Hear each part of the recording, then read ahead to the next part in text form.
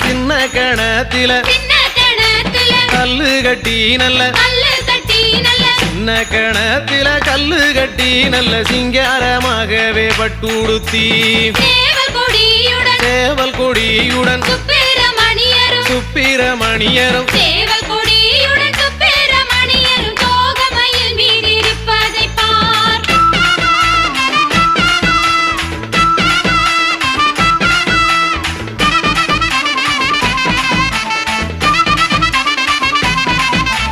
வெள்ளிக்கிழமையில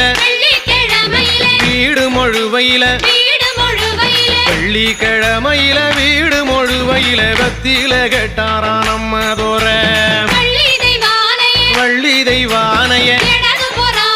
இடது போறான் வச்சு